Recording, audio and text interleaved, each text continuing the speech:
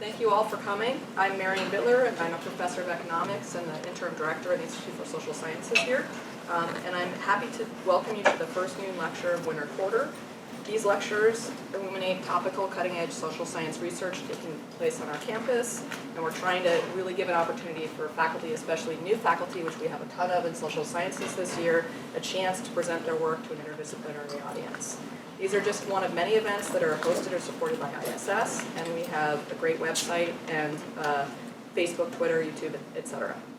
Before I introduce our speaker today, we have another noon lecture coming up later this month on Monday, February 26th. Assistant Professor of Economics, Diana Moreira, will present a talk on political turnover, bureaucratic turnover, and the quality of public services in Brazil, so you can write that one down if that sounds interesting to you. And then presenting for us this afternoon is Associate Professor of Anthropology, Chris Hopwood. Psychology, sorry, it says anthropology here. I'm just trying to... In some ways I wish I traveled. No, you're right. You just said that. I can't believe I just did that. Dr. Hopwood earned his PhD in clinical psychology at Texas A&M and joined UC Davis from Michigan State this past fall. He conducts research on personality assessment, personality disorders, and interpersonal processes. He's an associate editor for the Journal of Personality and Social Psychology and the Journal of Personality Disorders, and a board member of the North American Society for the Study of Personality Disorders and the Society for Personality Assessment. Please join me in welcoming Chris Hopwood, and you go into one.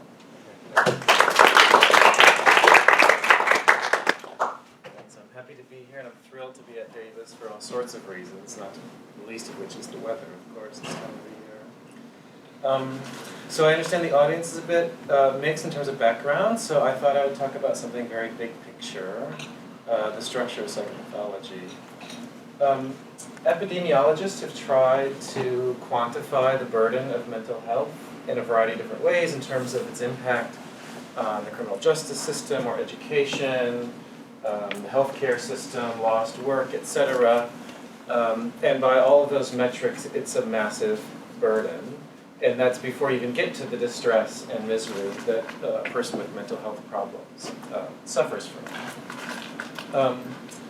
One of the sort of ironic pieces is that any epidemiologist trying to calculate the burden runs into the problem that it's very difficult to measure. And the reason it's very difficult to measure is because we don't understand or haven't been using evidence regarding the structure of psychopathology. So that's going to be my theme, the structure of psychopathology, to foreshadow there's a sort of revolution happening in the field where we're going from one understanding of the way psychopathology variables are arranged to another. And a lot of my work has related to that transition.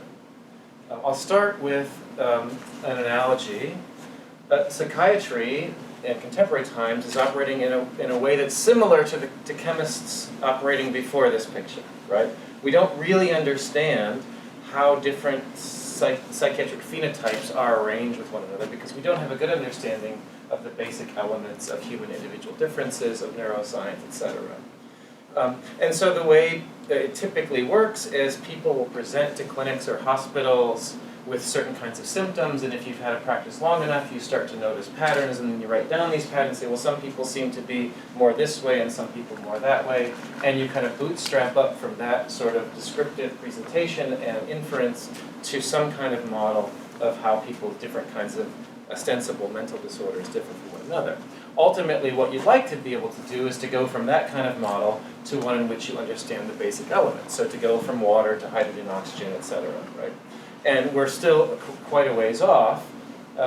Luckily, we're in a position where we could take a major advance, and that's kind of where psychiatry is at right now. It's in the middle of taking this sort of major step. The book in which psychopathology is categorized is the Diagnostic and Statistical Manual of Mental Disorders. This book has wide-ranging influence on law, on funding, on research, on practice. It's the book in which all of the mental disorders are listed, all the criteria for those disorders are listed, the thresholds are given, etc. This book is also tied directly to the International Classification of Diseases, which is the scheme that physicians throughout the world use to classify mental disorder. And it's used by all the major mental health professions, not just psychiatry, but psychology, social work, counseling, etc. So it's really the kind of nexus of psychopathology for a variety of researchers, practitioners, etc. It's also the way that the public largely understands psychopathology. And so the assumptions of the DSM are also the way we tend to think about mental disorders. The most important, probably, version of the DSM was the third edition, which was published in 1980. 1980 and the 70s, which preceded it, were kind of an interesting time in psychiatry. The influence of psychoanalysis and psychiatric thinking was waning, and psychiatry was a bit under attack in the sphere of public opinion, because there was this view that mental health diagnosis and treatment were a way for the powerful to oppress the powerless. And so there's a lot of concerns about medication, about diagnosis, about classification, about hospitalization.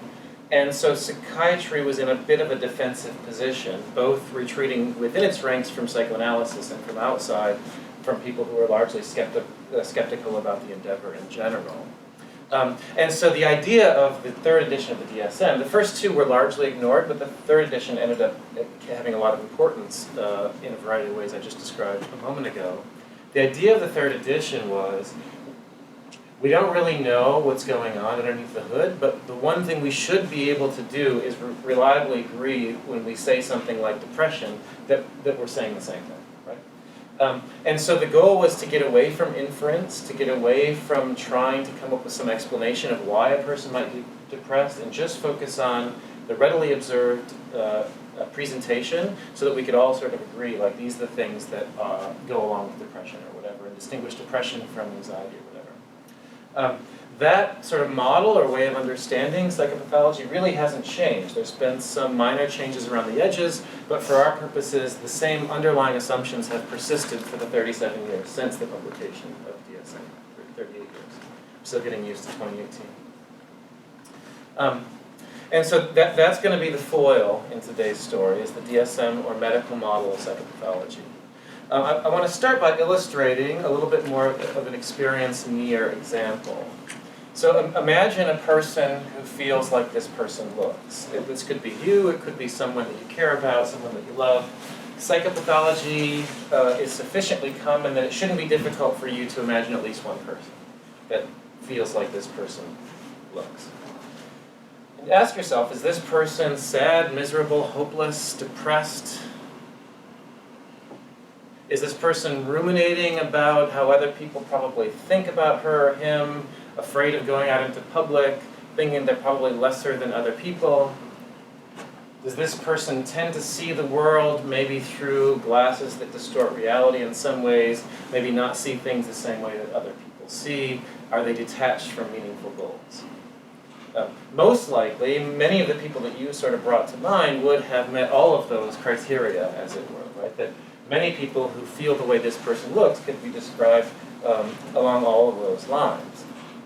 And the basic problem is that from the DSM perspective, those three sets of descriptors are the core features of three completely discrete categories of illness. In fact, not only discrete from one another, but in entirely different chapters of the manual, right? So being sad and hopeless and depressed are the core features of depression, which is one of the disorders in the mood section of DSM. Being ruminative and fearful of social engagement are core features of anxiety, generalized anxiety being one of the disorders in the anxiety chapter. And having disconnections from reality and from meaningful goals are core features of schizophrenia, one of the disorders in the psychotic chapter. So it's this basic disconnection between how we're asked to understand people from the perspective of the DSM and how people really seem to work in practice that's the root of the problem. So I want to get a little bit more specific about that problem. The first symptom of the problem, as it were, is comorbidity, which is what I just kind of described. That is, that there's an assumption that if you're in one of these boxes, it shouldn't tell you anything about being in one of these other boxes, right? And this is the kind of medical model assumption. If I do a diagnostic test that suggests you have tuberculosis, I shouldn't then think, well, then you probably also have breast cancer, for example, right? Because those things are discrete. They have separate etiologies, separate treatments, and so you would try to do a differential diagnosis to identify one as opposed to the other so you can engage in the appropriate treatment. In fact, if I know in practice that you're anxious, I'm betting a pinky that you're also depressed, because it is rare, actually, for people to be severely anxious and not also a little depressed. And if you get anxious enough, then you probably start distorting reality too. And so in practice, these things are extraordinarily difficult to distinguish one from the other. So that's the problem of so-called comorbidity. That is, people with one disorder tend to not just have one, they tend to have several. Right? You can imagine how difficult it is to treat a person that has several disorders if the idea is every disorder ought to have its own treatment. The DSM somehow manages to also simultaneously have exactly the opposite problem as well, which is heterogeneity. That is, there's an assumption that if you're inside of one of these boxes, you should be the same as any other person inside one of those boxes, right? So again, tuberculosis should be similar across people who have that diagnosis, which is why an effective treatment for that condition should work across different people who have the diagnosis. If we use the case of depression, there's 9 symptoms in the DSM, and you need 5 to be above the diagnostic threshold. That means 2 people could have 4 unshared symptoms and only 1 common symptom, and yet achieve the same diagnosis. Right? So now again, you're the clinician, you've got 2 people, same diagnosis, but radically different presentations. What makes you think you should apply the same treatment for that person? A third problem has to do with the assumption that there are boxes in the first place. That is, this idea that there's a difference between the well and the unwell. That some people are sick and some people are healthy. My guess is that it's not hard for many people in here to think of a time when they felt like this, right? Because all of us, if we're human, feel like that sometimes, and really you'd be concerned about a person who never did, right? That is, some of us jump in and out of these boxes all the time. I do daily, it seems like sometimes, right? So the idea that some people should be classified as reliably unwell and some people should be classified as reliably well sort of falls on its face. What this leads to is these arbitrary cutoffs, like 5 out of 9 for depression. There isn't any evidence, there's not a shred of evidence, that 5 is a meaningful cutoff for depression. And in fact, the rule in the DSM was people should have roughly more than half. Right? So 5 is more than half of 9, and that's why you need 5 depression symptoms to have a diagnosis. That shouldn't be very satisfying to us, right, from a scientific perspective. And you have to remember, these epidemiologists that we talked about in the very beginning are going around counting up the number of people in our population who are above these cutoffs and then saying, well, and therefore this is the prevalence of these disorders, and the cost of these disorders is whatever the lost work and healthcare burden is associated with these people. It's all based on this house of cards, which is the idea that they're sick and non-sick, and that more than half of the symptoms are the reason to qualify people as sick. So I already mentioned treatment specificity is one of the problems that derives from the categorical model. You could also imagine that people who are interested in what's the underlying causes of psychopathology have a hell of a time trying to figure that out when they're starting with a system that doesn't correspond very closely with nature.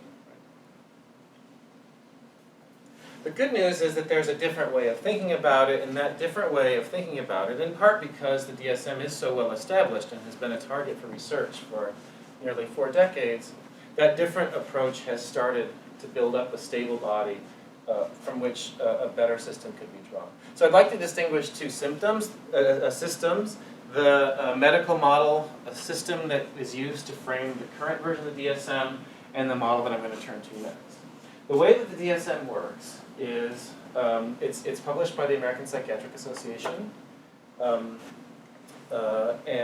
the board of trustees of that association pick an editor or editors to oversee the publication of the manual. Those editors then pick people that they regard as experts in certain classes of disease or disorder. They say, you go get a committee together and tell us what we should do with that chapter. Right? And so they then go pick the people they think that are sort of the experts in whatever area, the mood or anxiety or psychotic or whatever section of the manual they've been charged with reviewing. And so all these committees sort of make proposals. This is what we think should happen with this diagnosis. Should it change in some way or not? It's fairly conservative because, as you can imagine, the American Psychiatric Association would be loath to put themselves in the position of making a change that they then had to go back on, right? So there's a sort of a very conservative overlay on top of the process. And ultimately, these experts sort of say this is what we think the criteria for these disorders ought to be, and that ends up after a lot of other steps being published. So that's a system that works well in the kind of medical tradition where authority and hierarchy are valued a lot. And there's some expedience to that kind of scheme, right? People in charge just sort of say this is how it works, and that's what we're going to go with, and that's the truth because I said so. From a scientific perspective, it's not particularly satisfying, right? What we'd like to do is to use data to try to inform the way that symptoms present and how those symptoms covary with one another. And as I said, there is a way of thinking about this question from an empirical perspective. That is, one of the things that happened in 20th century psychology is we got a reasonable grip on measuring people and trying to figure out how some people are different from one another, at least phenotypically. Right? And so you can use quantitative measurement models, symbolized by this little CFA diagram here, as a way of understanding how the different symptoms people present with covary with one another in populations. Right? And that then can provide a new way of thinking about psychopathology. So I just want to review two very big picture ways in which this approach departs from the medical model approach in terms of how we might conceptualize psychopathology. The first way has to do with the nature of the variables themselves. I mentioned that there's no evidence. There are ways to test for whether something is binary, that is, you have it or you don't have it, versus not being binary. Right? The difference between XX chromosomes and XY chromosomes is binary genetically, even if phenotypically it gets a little blurry. Right? There's an example. You can test in populations whether there really is a difference between men and women, let's say, or between depressed and non-depressed, right? When you do that, regardless of which kind of psychopathology you're studying, you never find what's called a taxon. You never find categories or bins. You don't find that, to say, people with autistic diagnoses are qualitatively different from people without autistic diagnoses, or schizophrenic diagnoses are different qualitatively from people without schizophrenic diagnoses. There have been a couple of edge cases. Interestingly, when that happens, they get kicked out of psychiatry. So one example is something called Fragile X syndrome, which is a chromosomal syndrome where children are born with irregularly large heads. It's fairly severe, and it has to do with a problem on the X chromosome. Once we figured out exactly what the etiology of that was, and figured out there is, in fact, a qualitative difference between having this problem and not having this problem, it became a non-psychiatric diagnosis, which is kind of interesting, because psychiatry is the home of diagnoses we don't understand. So anyway, when you look at the common mental illnesses, this is the shape of the distribution. You have a large segment of the population who are more or less problem-free, or just have a few problems. And then as you get out into the edge, you have more and more people who have that problem. So depression, for example. There are some people who are so severely depressed, they're thinking about suicide all the time and they can't get out of bed. There are some other people who are so depressed that they go to psychotherapy because it helps them get along, or take SSRIs because it helps them get along, but they still can parent or work or whatever. And most of us probably live somewhere in this space where we get depressed here and there, but we can basically manage with our lives. And so it goes with other kinds of psychiatric symptoms. So there's a couple of implications of thinking about psychopathology variables as continuous rather than categorical. One of them is that you lose a lot of statistical power by drawing an arbitrary line somewhere in this distribution. That is, Christian Markon did a meta-analysis of psychopathology studies and found that if you simply take this distribution and say people above a line have it and people below a line don't have it, you lose about half of your reliability and about a third of your validity, right? So that alone would help us make predictions and agree with one another if we just stop thinking about people as either having or not having a disorder. It doesn't solve the arbitrary threshold or cutoff problem, but it changes it. That is, it makes explicit that the cutoff has to be arbitrary, right? There is no principled scientific way to say some people merit diagnosis and some people don't merit diagnosis if this is indeed the way or the shape of the distribution, right? In other words, you could cut right there, let's say, or you could cut right there, and I can't tell you that you're wrong or that you're right by having done so. There are important implications. Obviously, if you cut right there, the prevalence goes down relative to cutting right there, because all these people either are or are not in your diagnosed group. Right? So if you cut higher in the distribution, that means that you're reserving resources for people who really need it. It means that you avoid diagnosing people who are relatively well-functioning and don't want a diagnosis in their chart. But it means that you're also missing people that probably could use a little help. And so it becomes in some ways an economic or a social justice kind of question rather than a scientific or psychiatric question where you draw these lines. And that, of course, will affect prevalence and all sorts of other things. Okay. So that's the first departure, is that the variables themselves are not binary, rather they're continuous. But what happens when you put all these continuous dimensions together? Right now, in the DSM, you have all of these chapters of ostensibly different groupings like anxiety and mood and personality and psychotic and developmental, etc. And that model can be tested using empirical techniques. That is, you can take all the symptoms in the manual and you can submit them to psychometric evidence and try to see, well, how do they actually assort in nature as opposed to how they assort in the minds of the experts who put together the manual.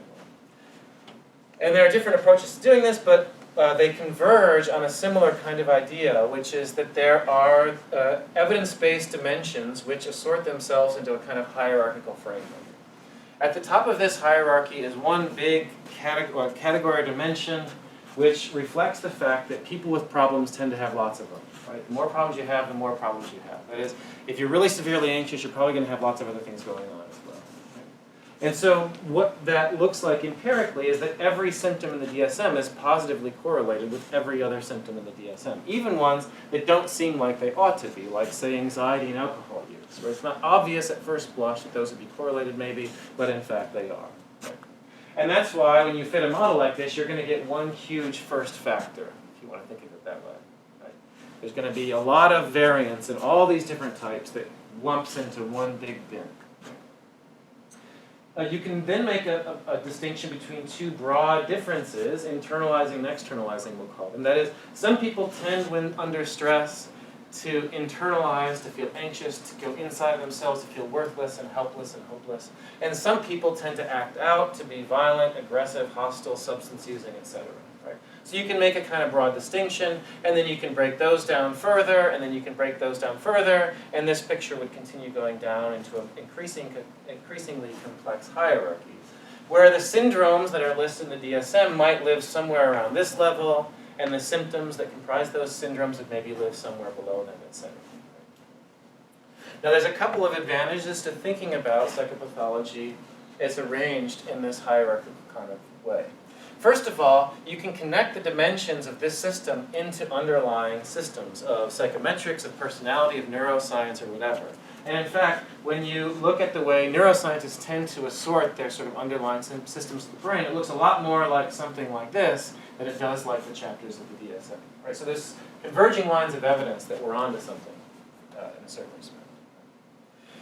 This, of course, facilitates etiology research. And in fact, the NIMH has issued a document saying, enough with the DSM diagnoses, we now want you to submit grants based on what they're calling the research domain criteria. These are these cross-cutting transdiagnostic systems of dysfunction that correspond loosely to what you find when you do a psychometric analysis like what I just showed you.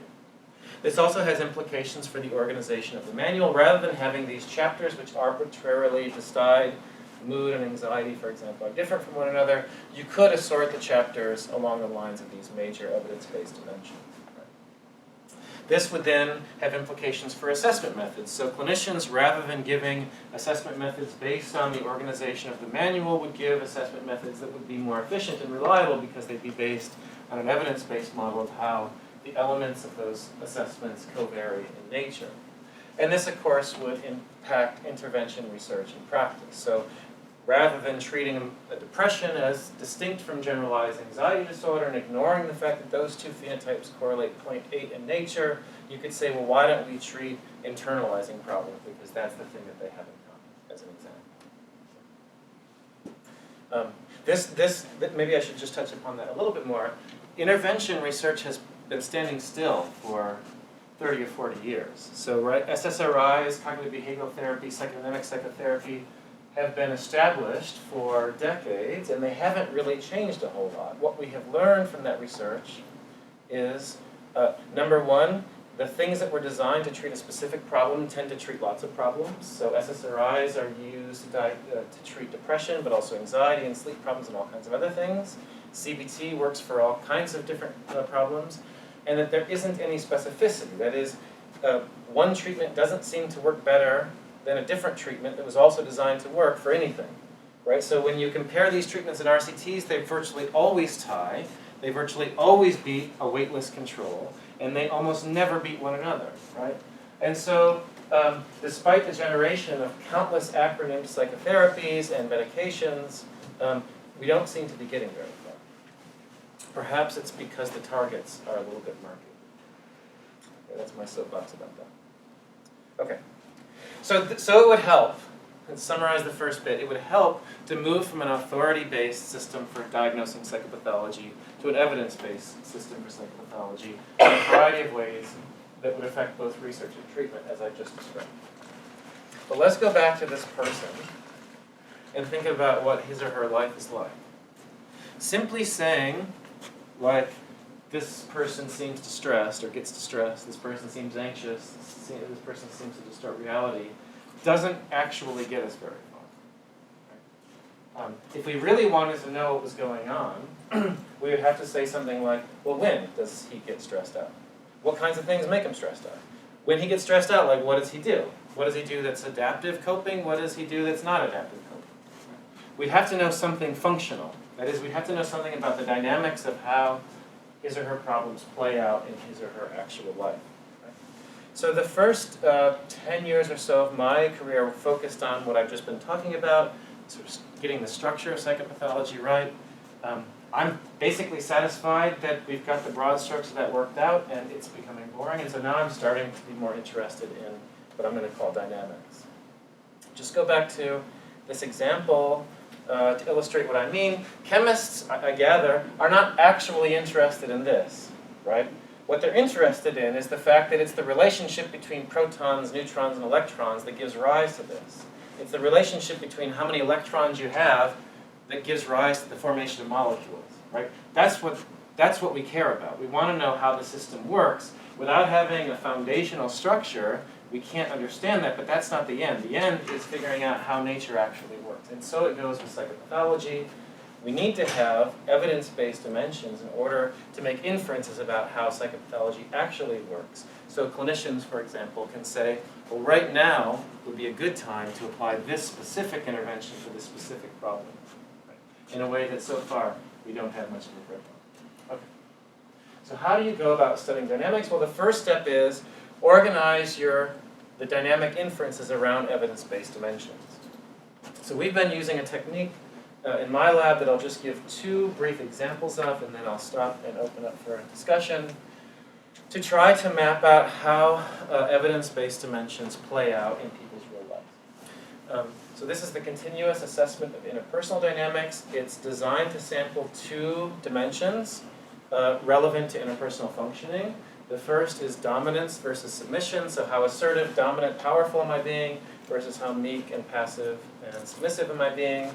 The second is warmth versus coldness, that is how friendly, kind, agreeable am I being versus how distant, aloof, hostile am I being. The way this technique works is that a coder will watch a video of two people interacting with one another, and while watching the video, we'll manipulate a joystick device which samples their behavior every half second. So this coder might watch the woman in this scene, and while watching that woman, as the woman gets warmer, moves the joystick to the warm side, and as she becomes more dominant, moves it to the dominant side, etc., and is continuously moving the joystick while observing that person's behavior, so that you get this time series with a data point every half second along the way. Right? So you end up with 4 time series, the dominance and warmth for the first person, and the dominance and warmth for the second person. So she would code this interaction twice, once for each person.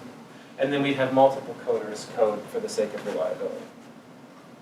And so then what we do is we try to use these time series to test hypotheses or make inferences about the dynamics of dominance and warmth. So we try to go beyond an inference like, well, he seems to be more dominant than she is, and she seems to be colder than he is, or whatever. There's something about how do their dominance and warmth play out over time in interaction within themselves and across themselves.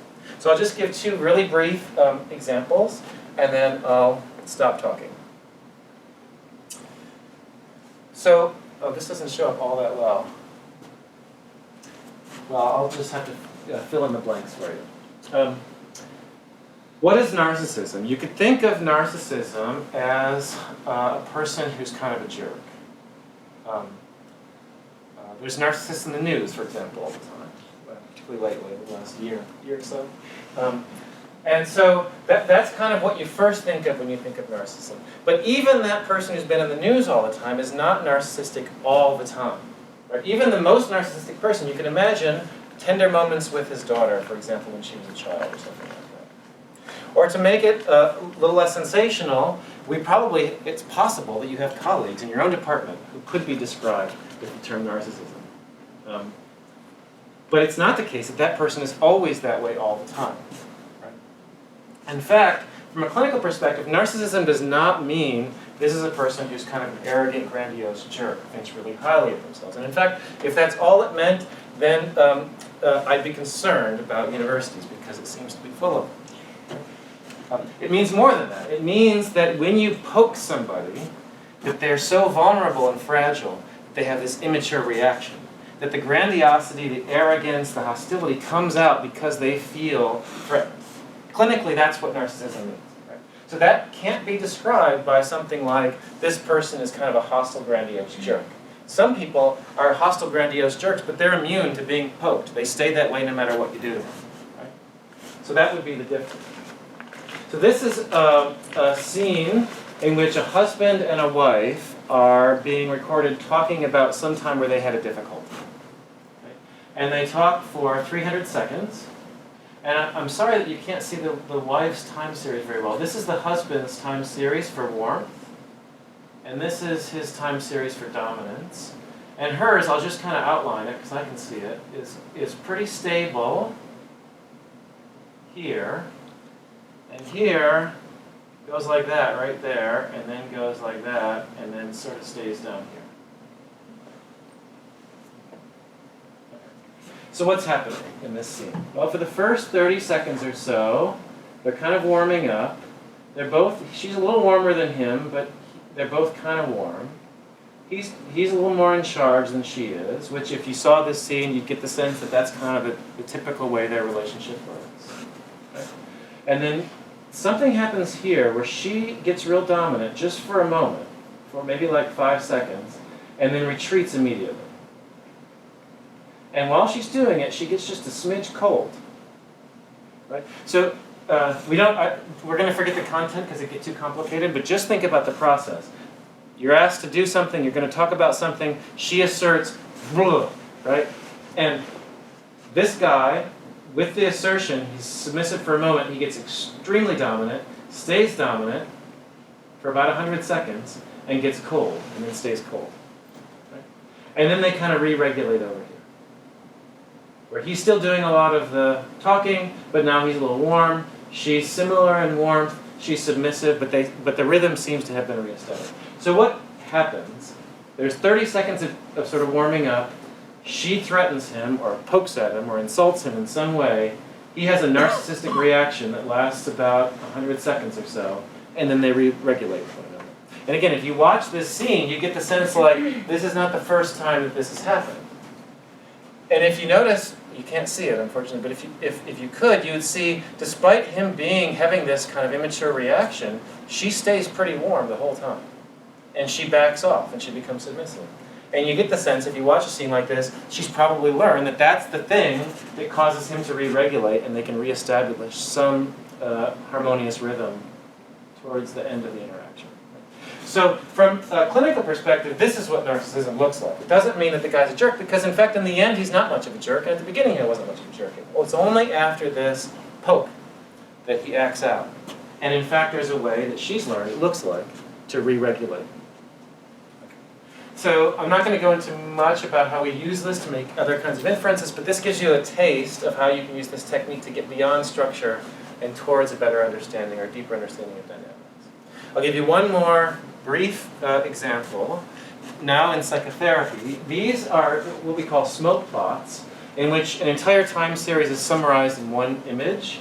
So I just want to orient you to the image first. Each one of these is one person during an entire interaction. High is dominant, low is submissive, right is warm, left is cold. Okay? The density of the smoke plot is where that person spent most of their time during that interaction. And these are about these are therapy sessions, but they're brief. They're about a half an hour. So most of the time, for example, this person was dominant, and occasionally they were submissive. They were never in the places that are away. Right? That makes sense? So this is a relatively famous training video in which this woman called Gloria is treated in the 1960s by 3 famous psychotherapists. Is anybody familiar with these tapes? You're familiar with these? Yes, you know what I'm talking about. Have you seen them before? They're amazing, right? These are on YouTube, by the way. You can watch them. Pearls always makes me laugh, and Rogers always makes me cry every time I watch them. The idea was that we want to show the world kind of how psychotherapy works from the perspective of these 3 sort of major figures in the field. So Gloria, this brave woman, goes and agrees to be recorded, talking about her genuine problems with Albert Ellis, Fritz Perls, and Carl Rogers. Okay. Ellis is the so-called father of CBT. His sort of formulation is, if you weren't so stupid, you'd feel better. Which is to say, if you think about the world more accurately, then you'll have a more realistic appraisal of what's really going on, you won't catastrophize, and then you'll feel better all of a sudden. And so his therapy basically amounts to him saying, no, that's stupid, stop thinking that way, think this other way instead, and then things will be better, which looks like, in our joystick technique, a fairly dominant position, right? He's doing a lot of like, this is what you should do differently. And she more or less complies. She's pretty submissive, and that makes for a smooth interaction. She occasionally talks, but not much. It's a fairly fixed dominant to submissive configuration. They're both leaning warm, her a little bit more than him. So it's pretty much the variance is in that he's the dominant one, she's the submissive one. Pearl's technique is more like, I'm going to screw with you to try to show you that you can tolerate being screwed with and make you a kind of tougher person, more or less. Right? He called psychotherapy a safe emergency. So he wants to create an emergency in the patient so that she can experience the emergency and realize, I got my way out of the emergency and I'm just fine. That's more or less the way he thought about psychotherapy. So he tends to be a little colder than Ellis, still dominant, but less so than he is. And he has the intended effect. She is all over the place relative to the other 2 pictures, but she gets pretty cold and dominant. She gets really angry with him. At one point she's kind of beating on the couch and she smokes like 7 cigarettes during this session. So his technique is working, for what it's worth. Rogers is like the grandfather you wish you could have had. He's like a sweet, kind, genuine, authentic, caring, supportive person. So that looks like warm submission in our little joystick technique, and that evokes warmth and some more dominance relative to, say, Ellis, right? Okay, the only thing I really want to illustrate with these slides is if you think about personality or psychopathology as kind of the way a person is, you would infer the way they are across situations. Now, this is the same woman in the same afternoon, right? And yet, these are 3 different people. One submissive, listening, and meek. One angry, hostile, and agitated. And one loving, and warm, and kind, and assertive. Right? Despite the fact that she's one person, you see 3 different people because she's in different situations. Right? So this is another example of the kind of dynamic you can study using this technique. Again, just a taste. I did want to leave time for some questions and discussion, so I just want to close by summarizing. The understanding of how psychopathology is structured in nature is changing, and in fact I would say one step further, we have a fairly good idea, at least in a nomothetic, population-based way, assuming linearity and all kinds of other things, we have a fairly good idea of how psychopathology variables tend to covary with one another. And we know that it's fairly different than the way that those variables are presented in the DSM. That change is happening slowly but surely. There's politics, etc., in the way. It's not in the interest, for example, of pharma to radically change the way the DSM looks, and so that'll take a minute, but the change is inevitable, and when it comes, it will affect research, policy, and practice. I've sort of accepted the change in my own heart, and now I'm interested in the dynamics that can be studied with the benefit of a more evidence-based structure. So I think I'll stop there and see if there's questions or complaints.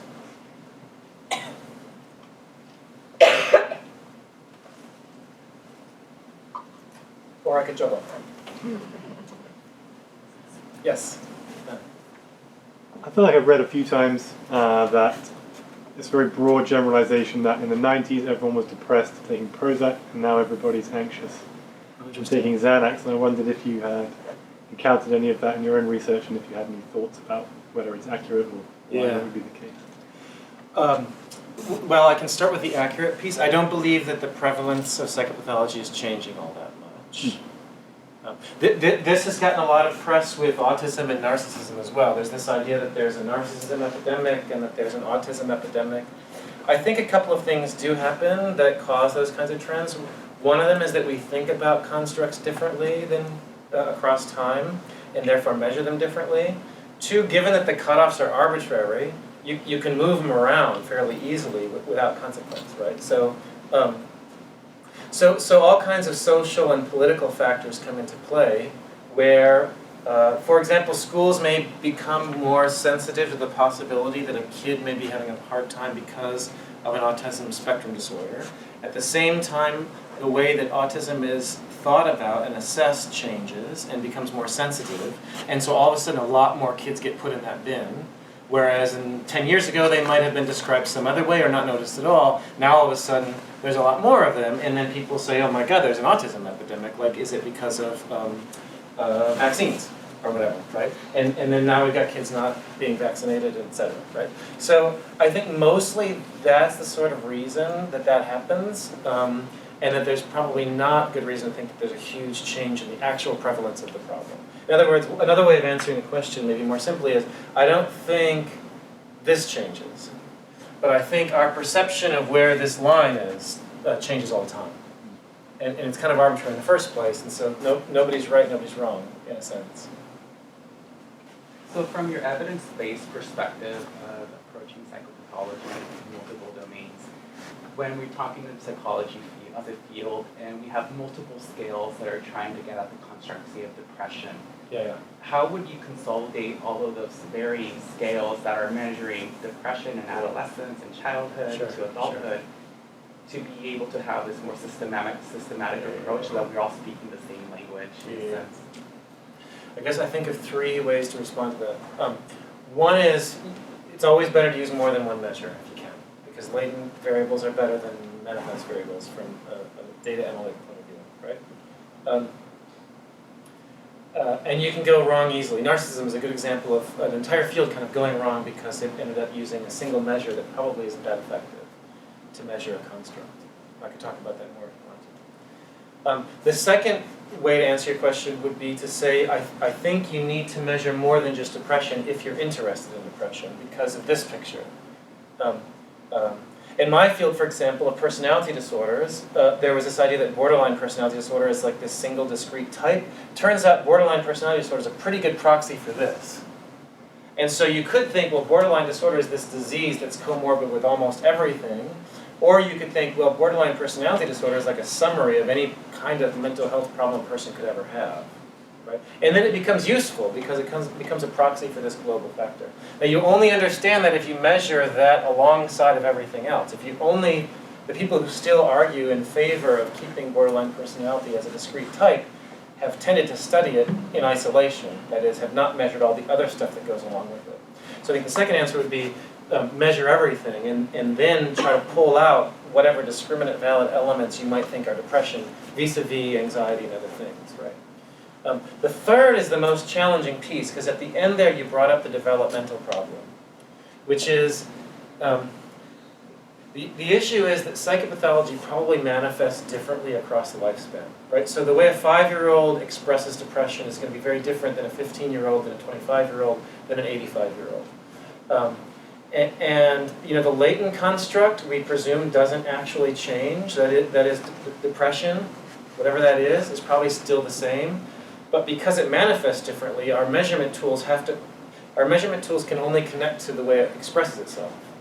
And so there's going to be some disagreement across the lifespan in terms of how that expression occurs. And I don't know of a good way of solving that problem, frankly. You know, it's a big problem. I mean, child, adolescent, and adult psychopathologists have tended to not work together historically that closely either, so that like compounds the problem. And I don't know that there's a great answer to that. I guess it'd be a punt at the moment. The solutions probably would be focus on the latent construct by using multiple measures and have people work together in a developmentally, contextually sensitive way. That's probably the pathway to a solution, but I don't know what the solution is going to look like. Yes. I'm intrigued by your ink blots. Oh yeah? Okay. And I wonder if those dimensions in terms of warmth, dominance, submission, coldness, if those have ever been used to look at the effectiveness of psychotherapy. Yeah. I can answer that. Terry Tracy is a counseling psychologist at Arizona State. That's the one in Phoenix, right? Yeah, I think he's at that one. And he's identified. So the way he's approached this question is he's taken successful and unsuccessful cases, and he calculates a warmth and dominance score across sessions and sees if there's a pattern difference. And what he finds is that there's three groups, basically. This is an oversimplification of his work, but in essence, there's three groups. In the first group, you have what he calls, I have to define a construct first, which is complementarity. There's a construct called complementarity, which means that warmth tends to go with warmth. That is, if I'm nice to you, you're probably going to be nice back, and vice versa. And dominance tends to go with submission. That is, if I assert myself, the simplest, smoothest thing for you to do would be to be passive. And then we could switch. You could be the dominant, and I could be passive. So a complementary interaction is one in which one person's dominant, the other submissive, and both are either warm or cold. Yeah? And the idea is that it doesn't have to be that way, but an interaction that's like that is going to be more stable and predictable. So this is a good example of complementarity. This is a good example of complementarity. This is not. And if you watch the sessions, you're like, wow, that's intense relative to these two, right? Okay. Does that construct make sense? Yeah. What Terry finds is that in successful psychotherapies, there's this three-stage pattern, where in the first stage there's complementarity, in the second stage there's not, and in the third stage there is again. So you can imagine Gloria, who I think tends to be kind of like this in real life. She tends to be a little warm and a little submissive. So she might present saying, I don't know, Doc, I have this problem, I can't quite figure it out. I really hope, you're an expert, I really hope you can help me. And a complementary response would be, I hear you, it does sound like a real problem. I do think, because of my expertise, I can be helpful to you. It's a warm, dominant response. Now, if she came in saying, I know exactly what my problem is, I know exactly what you need to do to help me, you just need to follow my instructions, the complementary response would be, sounds like you've got it all figured out, tell me what I can do, right? Okay, so the idea is in the first stage you have to match the person to create a certain smoothness and probably to create some attachment or some alliance with the person. In the second stage, if you continue doing that thing that she is evoking, then you're just reinforcing the problem. That is, if her problems relate to always being too warm and submissive, and then you take the warm dominant position relative to her, you're just reinforcing that approach to the problem of life. What you need to do is to do something else, put her in an uncomfortable position so that she can change. Right? So that's the second stage. And then the third stage, hopefully she's a little bit more flexible, and so it's a return to complementarity, but a more flexible variety of complementarity. The two conditions of unsuccessful psychotherapy are, number one, the person drops out because the first stage is not complementary. So dominant patient meets with dominant therapist and is like, this person won't listen to me, I'm out of here. Or passive patient meets with passive autonomy granting therapist and says, I don't think this person's an expert, I don't think that she can help me. Right? So that's the first kind of unsuccessful.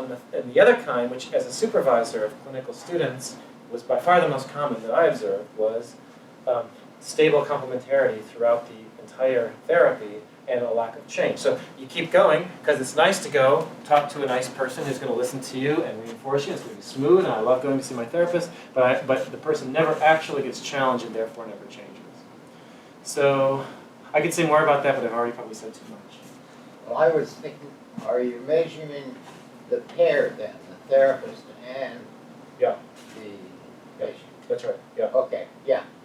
This has been, I think, I see what you're saying, that this has been a big problem in psychotherapy researchers. I think we're a little coy about studying the therapist. We tend to attribute all the variation to the patient, and we don't pay a whole lot of attention to what's going on with the therapist. As a rule, like in RCTs, we say the therapist administers an evidence-based treatment for these people who've been defined as these values. It's been a mistake. Do you have more to say about that? Yeah, well, just that clinically, it seems like it's the relationship That's right. that counts in terms of people being able to learn new programs, patterns, behaviors. That's consistent with what Terry has been finding. And indeed, one of the effects I didn't mention before was that the most robust predictor of therapeutic outcomes is the treatment alliance. So Yeah. the relationship between the therapist and the patient seems to be the one thing we can kind of hang our hat on. If that's not going well, it's unlikely the therapy will work. Am I supposed to stop at one? Yeah, there's one more question. We One can more do question. No pressure. I was wondering, just kind of following up on the dynamics, how that would then have implications for diagnosis. So is the idea that if you were going to classify or diagnose, you'd also have to observe in kind of different settings in order to get these different. You would. I mean, the problem there is practical, that people just simply don't have time to do a proper assessment, and I don't know exactly what to do about that. It's one that pervades medicine, really. My own practice is in therapeutic assessment, which means that I focus on assessment, and so most of the treatment and the assessment kind of blend together. And so I have and I also have the benefit of not doing this for a living, and so I can do whatever I want. But in practice, it's a big problem. You'd like to use multiple measures along the lines of what my response was before. You'd like to assess dynamics along these lines, and to assess the dynamics of both the therapist and the patient along the lines of Joan's question. I think the challenge is creating a model that's sufficiently efficient to do that. I had the fantasy 5 or so years ago that I could use machine learning to teach robots how to get these joystick ratings, and I've given up on machine learning altogether. So somebody smarter than me is going to figure that out. That's not a very good answer. That's the best I got. Okay, I think maybe it's time to stop. Thank you.